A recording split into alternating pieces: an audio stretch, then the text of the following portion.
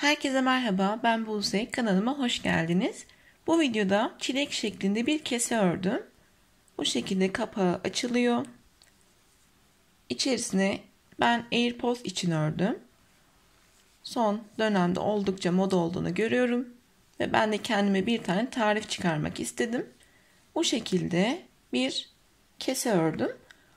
Bunu AirPods için değil, aynı şekilde küçük eşyalarınız için kulaklık da olabilir. Ruj da olabilir, bozuk para olabilir. Öyle şeyler için de kullanabilirsiniz. İpim benim %55 pamuk ve %45 akrilik bir ip. Ayrıca Cotton Gold kullandım. Ama dilerseniz %100 akrilik herhangi bir markaya ait ip kullanabilirsiniz. 3 milimetrelik tığ kullandım. Bir tane de işaretleyici kullandım. Elinizde kalan ipleri değerlendirmek isterseniz 20-30 gram kadar ip gidiyor. Oldukça az ip gidiyor ve başlangıç seviyesi içinde uygun olduğunu düşünüyorum. Video içerisinde her detaydan bahsettim. Videoya geçmeden önce kanalıma abone olmayı, videoyu beğenmeyi ve bildirimleri açmayı ihmal etmeyin. Detaylı fotoğrafları Instagram hesabımda da olacak. Dilerseniz oradan da takip edebilirsiniz. Sizlere iyi seyirler ve keyifli örgüler diliyorum. Ben çilek şeklinde öreceğim için bu şekilde bir kırmızı bir de yeşil iplik kullanacağım. Kullanacağım iplik %50-55 pamuk içerikli bir ip. Dilerseniz %100 akrilik ip de kullanabilirsiniz. Veya %100 pamuk ip de olabilir elbette. Ben minik bir çanta öreceğim için bu şekilde ince bir ip kullanacağım. Esnemiyor gördüğünüz gibi. Pamuklanma da yapmayacaktır. Ama dediğim gibi isterseniz akrilik veya pamuklu iplerle örebilirsiniz. Tığım 3 milimetre. Ama ipiniz daha ince ise veya daha sıkı dursun isterseniz de 2,5 milimetrelik bir tığ kullanabilirsiniz. Bir tane de işaretleyici kullanacağım. Yine işaretleyiciniz yoksa da bir tane tel toka kullanabilir veya ip bağlayabilirsiniz. Kırmızı ile başlayacağım. Çilek öreceğim için. Renkler de opsiyonel. İstediğiniz gibi çeşitlendirebilirsiniz. İsterseniz tek renk örebilirsiniz elbette. Parmağıma doladım. Sihirli halkayla başlayacağım. Ama bu sefer bu şekilde parmağıma dolayarak yapmayacağım. Zincir çekeceğim. Dilerseniz o şekilde de yapabilirsiniz. Bir tane düğüm yapıyorum. 1 2 zincir çektim. İlk zincirin içerisi benim sanki sihirli halkammış gibi olacak. Bu çektiğim zincir ise başlangıç zincir olarak düşünebilirsiniz. İlk zincire batıyorum. İp doladım. Tekrar aynı boşluktan çıktım. 2 tane ilmeğim var. Tekrar ipi doladım ve ördüm. Sık iğne yapmış oldum. Birinci sık iğnem. Tekrar boşluğun içine batıyorum. İp tığımın üzerinde ve geri çıktım aynı boşluktan. 2 ilmeği birlikte örüyorum. 2 oldu. 3 4 5 ve 6. 6 tane sık iğne yaptım. İşaretleyiciyi burada takıyorum. İlk sıram bitti. İkinci sıraya geçiş yapıyorum. Bu sırada artışlar yapacağız. İlk ilmekten başlıyorum. Şu an bakın. Şu tepecikleri sayabilirsiniz. 1, 2, 3, 4, 5, 6. Burası ilmeğimiz değil. Burası bizim başlangıçta çektiğimiz bir zincir. Bundan sonra zincir de çekmeyeceğim üst sıraya geçerken. Dönerek öreceğim. O yüzden işaretleyiciye ihtiyacımız var. Yeni sıraya başlarken ilmeğin üzerine batıyorum.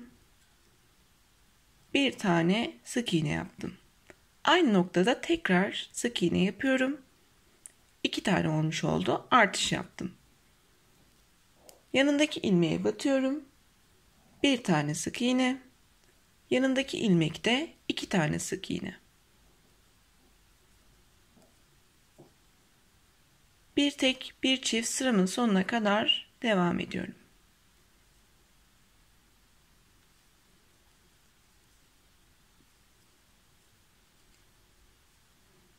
İkinci sıramın da sonuna geldim. Şu an 9 tane ilmeğim var.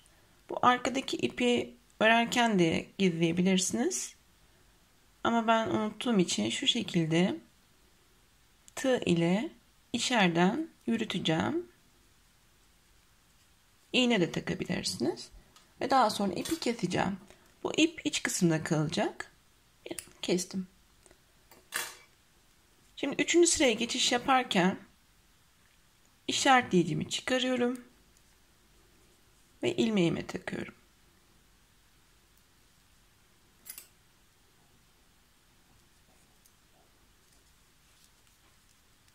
En son bir tane sık iğne ile sıramı bitirdim. 9 tane ilmeğim var. Tekrardan bir artışla başlıyorum. Yani aynı noktada 2 tane sık iğne yaptım. Yanındakine bir tane sık iğne, tekrar yanındakine bir tane sık iğne, diğer ilmekte ise 2 tane sık iğne. Yani 2 sık iğne, bir artış. 2 tane tek, bir tane çift. Bu şekilde sıramın sonuna kadar 12 tane ilmek elde edeceğim.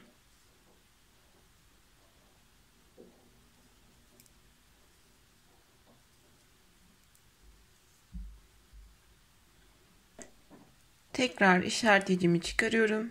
Yeni sıraya başlayacağım için ilmeğime taktım. 4. sıraya başlıyoruz. Yine çift ilmekle başlayacağım. En son 2 tane tekle bitirmiştim sıramı. Bir tane çift yapıyorum. Yani aynı ilmekte 2 tane sık iğne. Bu sefer 3 tane tek. 1 2 3. Tekrardan aynı noktada 2 tane sık iğne. Artış yapmış oldum. Bu şekilde 3 tek, 1 çift sıramın sonuna kadar devam edeceğim ve toplamda 15 tane ilmeğim olacak.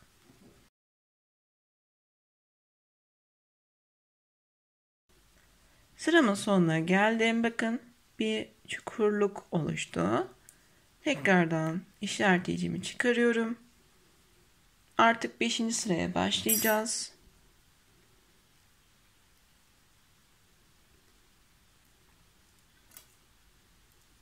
Yine 3 tane tekli bitirdim. 5. sıraya başlarken de çift ile başlıyorum. Yani aynı noktada 2 tane sık iğne. Bu sırada 4 tane tek yapıyorum. 4 tekten sonra bir tane çift.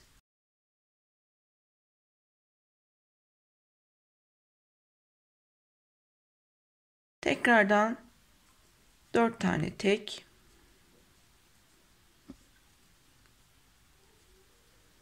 Bir tane çift. Sıramın sonuna kadar devam ediyorum.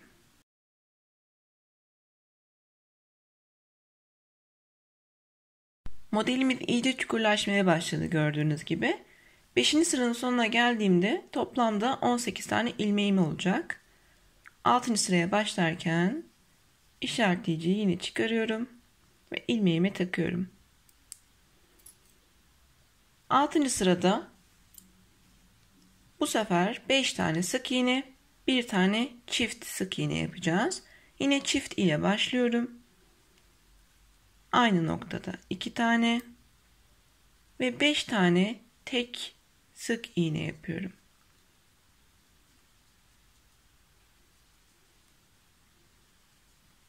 Beş sık iğneden sonra aynı noktada 2 tane sık iğne. Bu şekilde sıramın sonuna kadar devam edeceğim ve 21 tane ilmeğim olacak.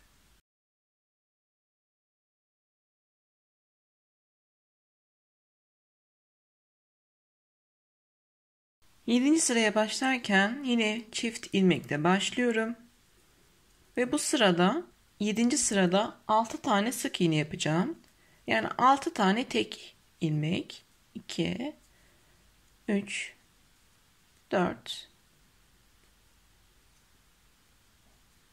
5 ve 6. Yanındaki ilmek de çift. Bu sırada bu şekilde devam edecek. 6 tek, 1 çift. Ve sıra sonuna geldiğimde toplamda 24 tane ilmeğim olacak.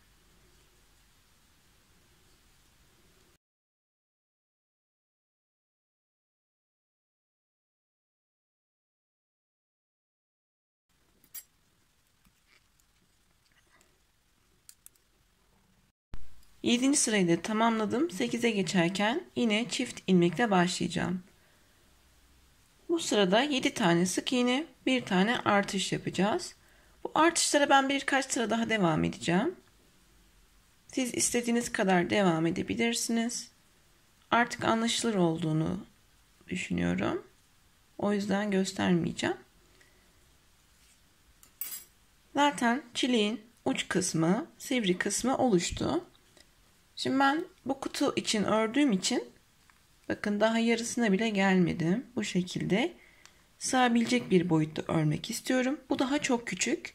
Eğer kalın bir ip kullandıysanız bu adımlar belki de yeterli olacaktır. Daha fazla devam etmenize gerek yok. Ama benim kullandığım incelikli bir iple kullanıyorsanız artışlara devam edin. Ben birkaç sıra daha artış yapacağım ve geldiğim noktada kalan kısımları da size anlatmaya devam edeceğim. Her üst sıraya çıktığımızda sık iğne yaptığımız sayımız 1 artıyor. Çift her zaman sabit. Şu an ben 8. sıradayım. 7 tane sık iğne, 1 tane çift ilmek yapacağım. Bir sonraki sırada 8 sık iğne, 1 çift şeklinde devam edecek. Şu an bakın paketimiz bu şekilde.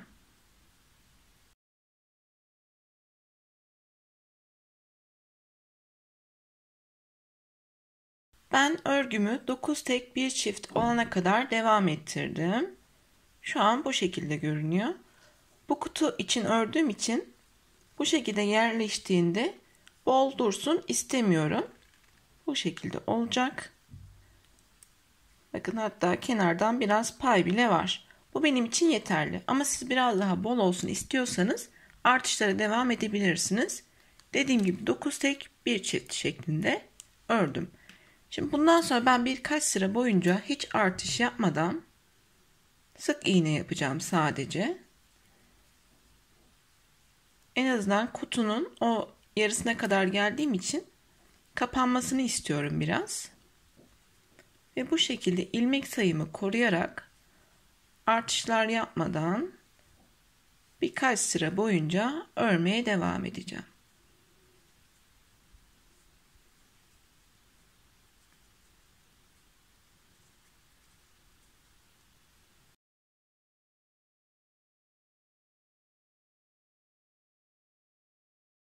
Sekiz sıra boyunca hiçbir artış yapmadan örmeye devam ettim.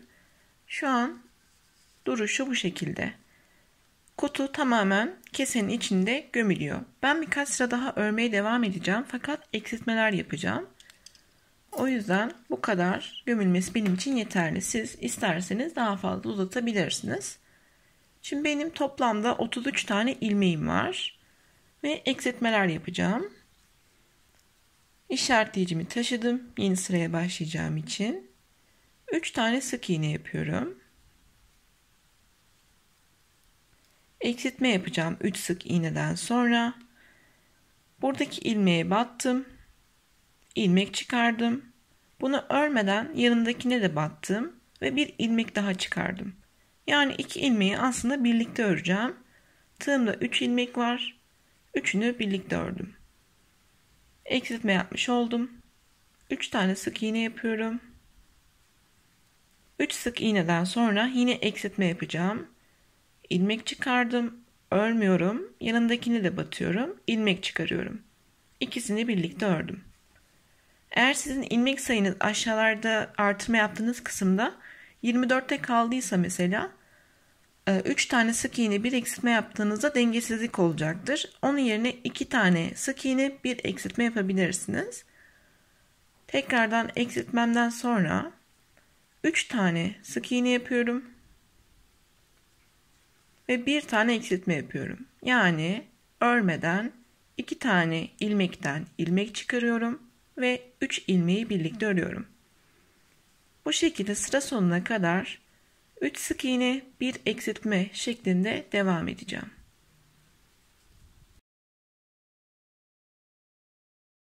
Eksiltmelere devam ettim. 33 tane olan ilmeğim şu an 26 tane. Yine işaretleyicimi taktım. Yeni sıraya başlıyorum. Bu sırada bir tane sık iğne yapıyorum. Bir tane eksiltme yapıyorum. Yani iki ilmeği de aynı anda örüyorum. Bir sık iğne, bir eksiltme. Bu şekilde sıramın sonuna kadar örmeye devam edeceğim.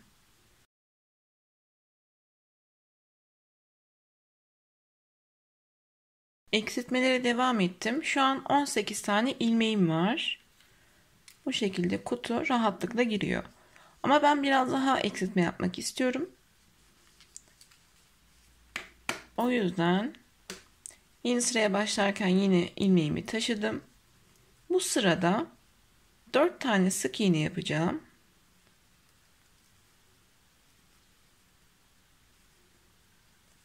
Dört sık iğneden sonra bir tane eksiltme. Bu arada 18 ilmek, hani 2 tane sık iğne, bir tane eksiltme için de uygun. Dilerseniz o şekilde de yapabilirsiniz. 4 sık iğne, bir eksiltme, sıramın sonuna kadar devam ediyorum.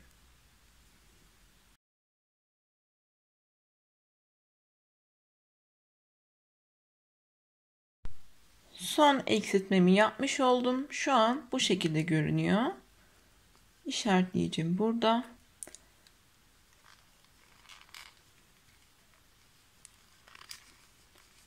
Kutum da içine rahatlıkla sığıyor gördüğünüz gibi.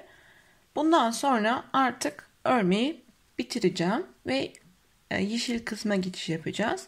Bu eksiltmelerden sonra isterseniz bir sıra, iki sıra daha örmeye devam edebilirsiniz. Benim için yeterli olduğu için örmüyorum. İşaretleyicimi çıkarıyorum. Şimdi son ilmeğimden sonra yanındaki ilmeği batıp bir tane kayma dikişi yaptım ve zincir çekmeye başlıyorum. Bu zincir askı boyunu belirleyecek. Eğer çantanızı asmak istiyorsanız ona göre bir zincir çekebilirsiniz. Ben herhalde 50 tane zincir çekelim diye düşünüyorum. Bu şekilde zincirlerime devam ediyorum. 50 tane zincirimi çektim. Artık ipimi keseceğim. Normalde karşı tarafa sabitlerdim fakat yeşil kısmın içinden geçireceğim için o yüzden belli bir uzunlukta ipimi kesiyorum. Daha sonra sabitleyeceğiz. O yüzden çok kısa bırakmıyorum ipi. Burayı da sıkılıyorum düğüm olsun diye. Şu an kesemiz hazır. Kutuya tekrar bakalım.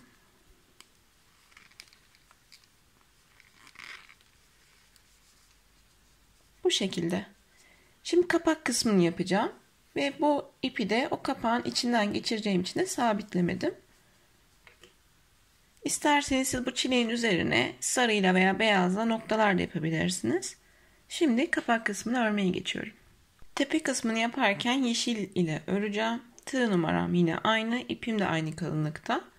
Ve yine sihirli halka metoduyla başlayacağım.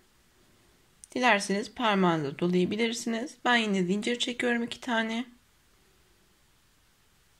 Hatta 3 tane çekelim bu sefer. Çünkü trabzanlar yapacağız. Trabzan yaparken tığımın başına ipimi alıyorum. Ve ilk boşluğun içine batıyorum. Tekrar ipi doladım ve aynı boşluktan çıktım. İkili trabzan yapacağım için önce 2 ilmeği, daha sonra diğer 2 ilmeği örüyorum. Tığımın başına doladım, boşluğun içine battım ve 2 seferde örüyorum.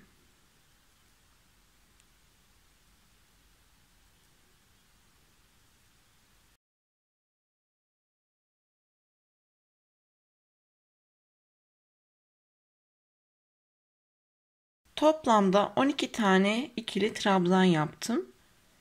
Yarım trabzan veya sık iğne de yapılabilir elbette. İlk yaptığım trabzanın içine batıyorum. İlmek çıkardım ve içinden geçirdim. Böylelikle kayma dikişi yapmış oldum. 1, 2, 3 zincirle yeni sırama başlıyorum. Eğer yarım trabzan yapıyorsanız 2 tane, sık iğne yapıyorsanız da 1 tane zincir çekebilirsiniz. Şimdi 12 tane olan ilmek sayımı 24'e çıkaracağım. Yani her ilmek üzerinde 2 tane ikili trabzan yapacağım. Şimdi ben bu zincirde trabzan olarak sayacağım için aynı noktadan başlarken aslında 2 tane ikili trabzanım varmış gibi olacak. O yüzden bu noktada 2 tane yapmıyorum. Yanındaki ilmeğe geçiyorum ve aynı noktada 2 tane ikili trabzan yapıyorum. Bunu sıra sonuna kadar devam ettiriyorum. Ve toplamda 24 tane ilmeğim olacak.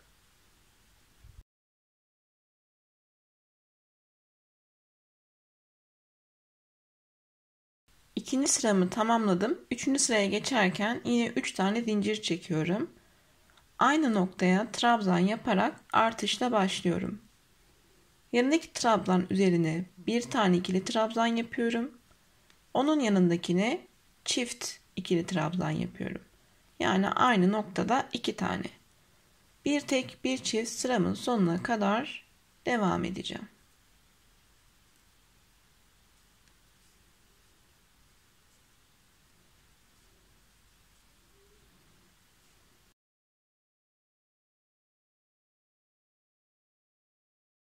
Üçüncü sırayı tamamladım. Şu an 36 tane ilmeğim var. Kesemin üzerini bu şekilde kapatacak. Bu benim için yeterli. Daha fazla uzatmak istemiyorum. Ama sizin keseniz daha küçükse veya yarım trabzanlarla, sık iğnelerle devam ediyorsanız ona göre boyutunu ayarlayabilirsiniz. Şu an gördüğünüz gibi bu şekilde görünüyor. Şimdi yaprak kısımlarına geçiş yapacağım. O yüzden bu sefer 3 yerine 11 tane zincirle başlıyorum. 1, 2, 3, 4, 5, 6, 7, 8, 9, 10, 11. Şimdi her ilmekte birer tane işlem yapacağım ve sırayla söyleyeceğim bunları. Hemen yanındaki ilmeğe batıyorum. Bir tane kayma dikişi, yanındakine sık iğne, yanındakine bir tane yarım trabzan, yanındakine de bir tane yarım trabzan, bir tane ikili trabzan, bir tane daha ikili trabzan ve üçüncü kez ikili trabzan. 2 kere doluyorum. Yanındakine üçlü trabzan. Yani 3 seferde örüyorum. 2 kere doladım. Yanındakine üçlü trabzan. 1, 2, 3 seferde ördüm. Ve son kez üçlü trabzan yapıyorum. İlmeklerimi sayıyorum. 1, 2, 3, 4. ilmeğe batıyorum. Bir tane sık iğne. Ve tekrardan 2, 3, 4, 5, 6, 7, 8, 9, 10 ve 11 zincir çekiyorum. Kayma dikişi, sık iğne, 2 tane yarım trabzan, 3 tane ikili trabzan,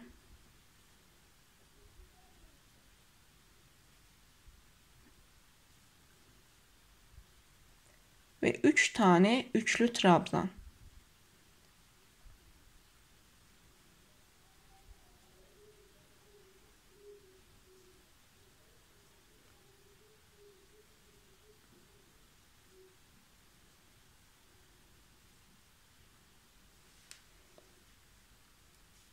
Tekrar sayıyorum. 1, 2, 3.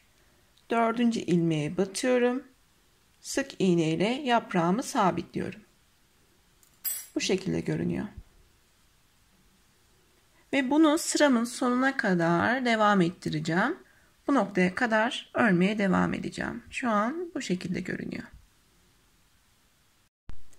Son yaprağımı da yaptım. 1, 2, 3. 4. ilmeğe batarak sabitliyorum. Daha sonra yanındaki başlangıç ilmeğine de batıp bir tane kayma dikişi yapıyorum. Toplamda benim 9 tane yaprağım oldu. Aslında güneş gibi, yıldız gibi bir görüntüsü var şu an. Artık yeşil ip ile işim bittiği için bir veya iki tane zincir çekiyorum ve ipimi kestim. Bunu arka tarafta gizleyeceğiz. İğneye takıp da gizleyebilirsiniz. Ben daha küçük bir tığ ile arkada yürüteceğim.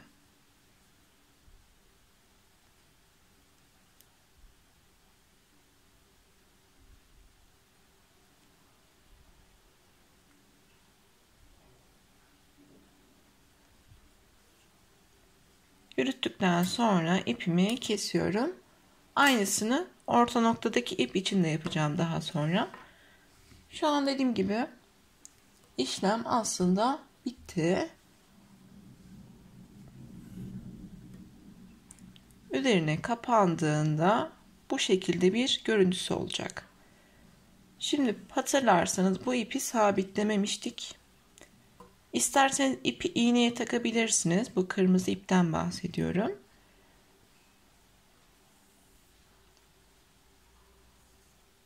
Kapak noktasından geçireceğim. İstediğiniz noktadan, mesela şu ikinci sıranın olduğu yerden geçirmek istiyorum. İpi doladım ve geçirdim. Şimdi hemen karşısındaki ilmekten yine ikinci sıradan ipimi tekrardan iç kısma taşıyorum.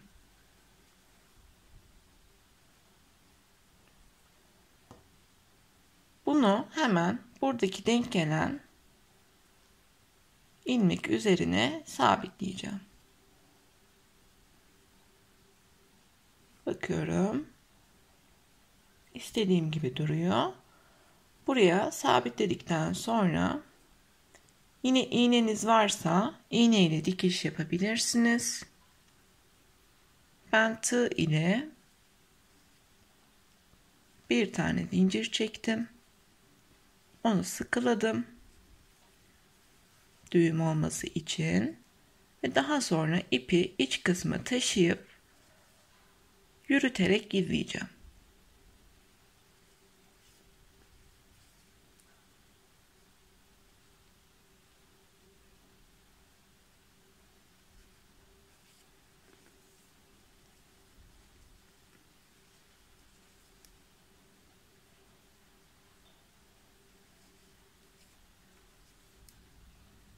Aralarda yine bir iki tane düğüm atıyorum. Çözülmesin. Ve tekrardan yürütüp ipimi keseceğim.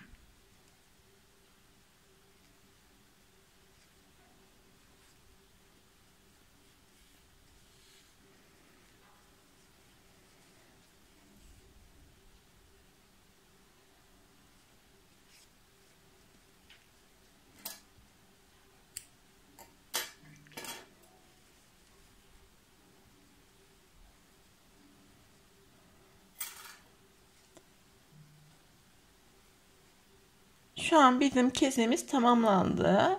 İsterseniz içine AirPods veya ruj, bozuk para veya ne isterseniz onu koyabilirsiniz. Bu şekilde görünüyor. Bunu da çanta kısmına sabitleyebilirsiniz. İsterseniz elinizde de taşıyabilirsiniz. Oldukça pratik ve kolay seviyeye uygun olduğunu düşünüyorum. Ördüğünüz zaman benimle Instagram üzerinden paylaşmayı unutmayın. Dediğim gibi isterseniz siz çilik üzerine noktalar yapabilirsiniz. Kapak kısmı ve bu şekilde tatlı bir kesemiz oldu. Umarım anlaşılır ve keyifli olmuştur. Kanalıma abone olmayı ve videoyu beğenmeyi ihmal etmeyin. Sonraki videolardan haberdar olmak isterseniz de kanalıma abone olup bildirimleri açabilirsiniz. Detaylı fotoğraflarını Instagram hesabımda paylaşıyor olacağım. Oradan da takip etmek isterseniz açıklama kısmında Instagram hesabım olacak. Örecek olanlara kolay gelsin. Bir sonraki videoda görüşmek üzere. Hoşça kalın.